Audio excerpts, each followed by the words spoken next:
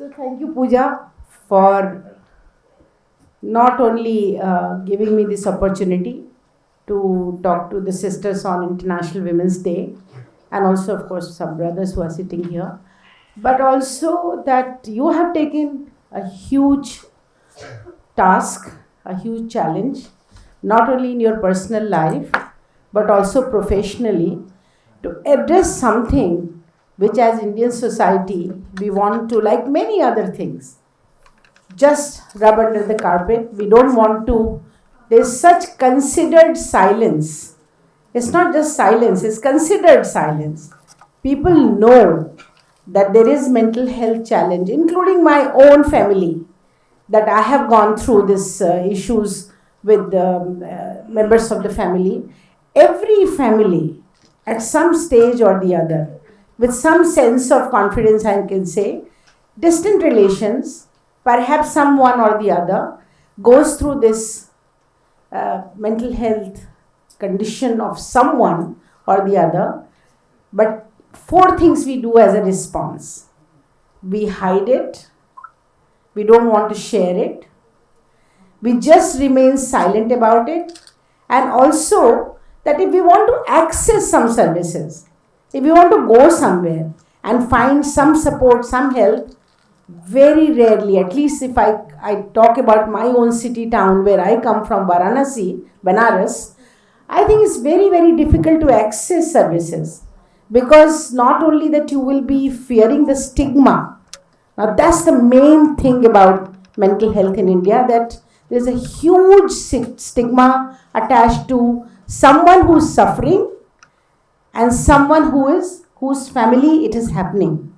Also some kind of a silent blame that you get, that look, so and so did so and so, that's why this is what is happening to their family.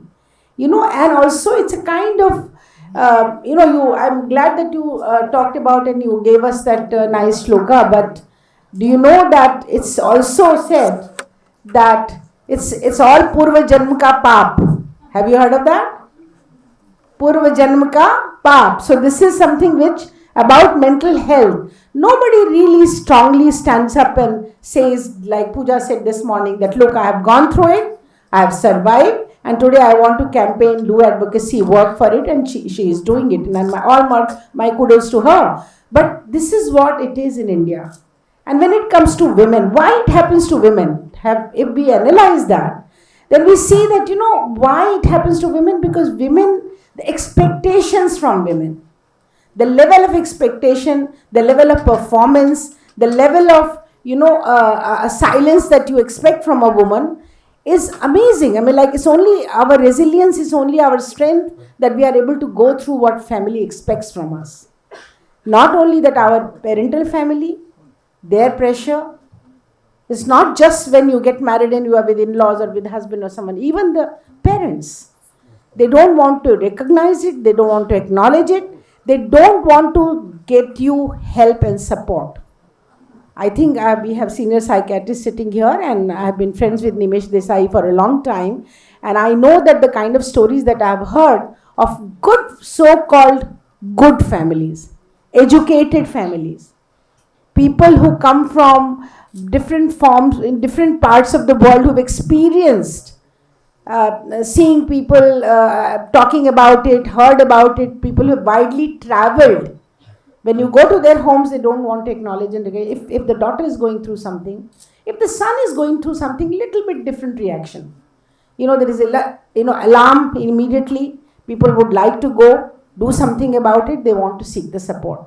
When daughter is going through something, and especially in the small city town, as I told you about where I come from, it's fuss. What is all this fuss about? She is faking it. She doesn't want to do something, so she's being lazy. She wants to sleep the whole day. It's so many stories of this blame to the person who's suffering, stigma and blame. I think the first thing is that we have to fight back, and we have to say that no, this is my mental health condition and I need support. And that needs a lot of awareness and education. A lot of awareness and education. To say that we are not someone who's, women are not or girls are not, and especially girls when they are going through different turns and turbulences through the age cycle. Age cycle is also very important when they are going through teen, then they are going through the whole menstrual cycle period, when they are going through postpartum depression after the childbirth, so many other forms of stages of depression that girls go through. That kind of support that is needed will have to be given and will have to be recognized. This is from the part of the society and family that I'm talking about. But let's move on a little bit further. When society and family doesn't really respond properly, then you do need to get other systems and structures to function. That is, you have to have good, robust policy. What has been our mental health policy in this country for a long time? Not only 0.06% budget that we get, but also mental health policy. Tie them with chain, isolate them, send them to these so-called pagal khanas. People laugh at it. People make joke about how they behave. In village, if somebody is suffering and going through, talking to self-talking, laughing, whatever, if it's bipolar or it is schizophrenia, whatever the kind of situation a young man is or a woman is, everybody makes fun of that. Since I also have the village experience, I can tell you, even to the extent that people beat them up, people throw stones on them. This, and then institutionally, when you institutionalize them, then there is double cruelty. At least family gives you support of food, support of clothes, supports of, going to play for some time, whatever. Some support comes, some emotional support comes from the family. Mothers are like, living their life for such children. But when you go to these institutions, how much, you can say how much neglect that you face in these institutions. Thank God that some years back, that we changed that law that you can't, inflict this kind of cruelty on someone who's going through mental health situation. So that's something which we have to look at. What are our policies? What are our discussions in our parliament? Does Indian Parliament ever presents a report of status of mental health condition in India? Have you ever heard? Have you ever heard even once in 75 years a good discussion on mental health situation of the country? So if it is not there, that means that we are really not a very aware society about this situation. And women's mental health is further than, when you look at this. So I feel that it's very important that 4 things. First, very important thing is to fight back this stigma. There is no stigma about it. Why should people feel shy about it? Why should it happens to, as I said, through the years in life, it can happen to anybody, and much more so because women are confined. Let me tell you a story, two stories, just very briefly during recent period. Some young girl from Bihar called us and said that, they've tied me up they've locked me up in the room, my mother and father, and you know what, I'm not able to even go. There is no window in this room and I'm not being allowed to go anywhere. So I said, how are you making the phone call? So because, my natural reaction, because we deal with so many cases and so many types of cases, I said that, but if they have locked you up, there is no window, nobody is coming to talk, how are you? She said, do you know what I did?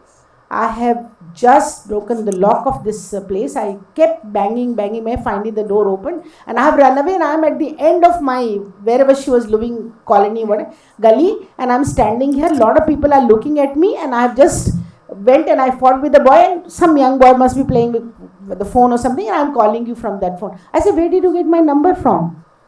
And this girl smart, she saw it from the list of, from National Commission for Women list, where we all share our number. My number is, of course, very much shared there. So she calls from there. She said, I tried many NGOs and finally I have tried to reach you.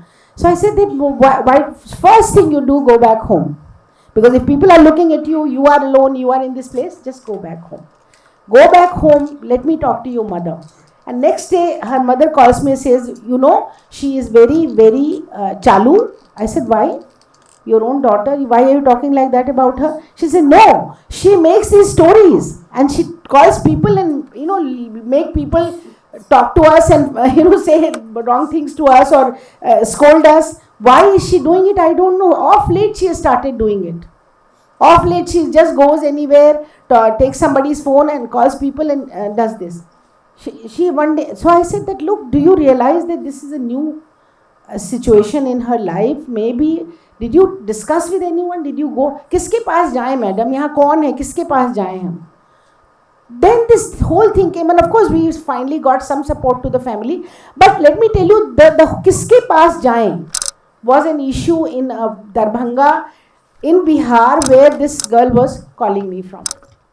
My parents were किसके पास जाएं. So that's my second point. Access to institutions, access to services, access to all kinds of support system that we need to create. And if you look at the number of psychiatrists in the country, then you and number of people who they are dealing with, then you can see that what access do we have. Has Government of India invested in developing psychiatrist educational programs across the country in every institution of education, that where people can, people are doing psychology, and in college psychology, the people, if they took psychology as a subject, how everybody used to treat, and especially boys if they took psychology as a subject. So I think this is whole mental, the whole thing about mental health and women's mental health is a kind of mindset in our country, which needs to be changed and challenged.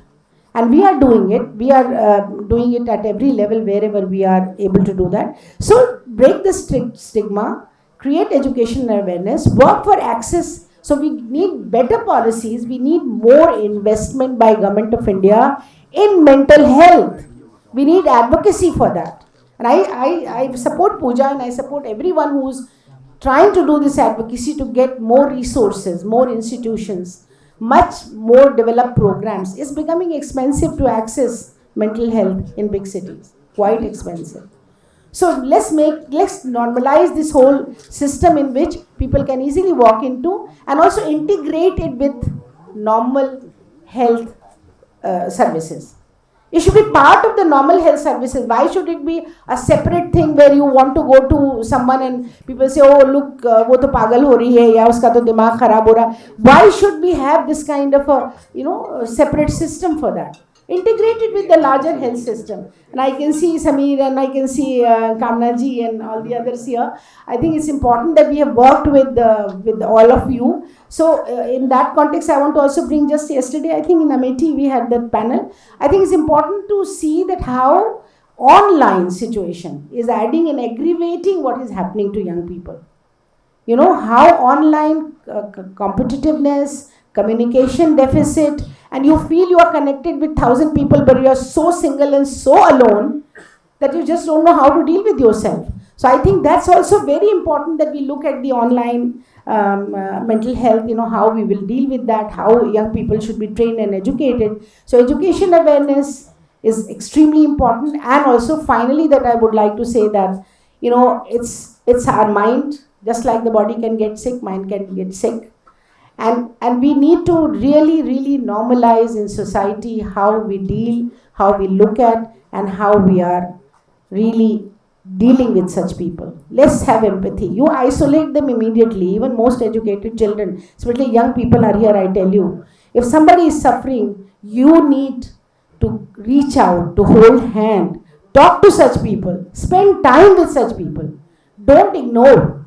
Don't think that your life is, going fine, so let that person suffer. Because I see a lot of young people don't really reach out and support the kind of issues that mental health, people who go through mental health challenges, especially women. So do that, reach out, hold hand. And this kind of a conclave, I'm sure Bharat Dialogue will reach out, do advocacy, is doing already a lot of work on it. And I congratulate both of you for really coming up with this whole thing. Thank you very much, and calling such eminent psychiatrists here. I'm sure there'll be a very, very intensive, good dialogue. We'll come up with good recommendation. Let me also join your force, if at any stage I can do that. Thank you very much.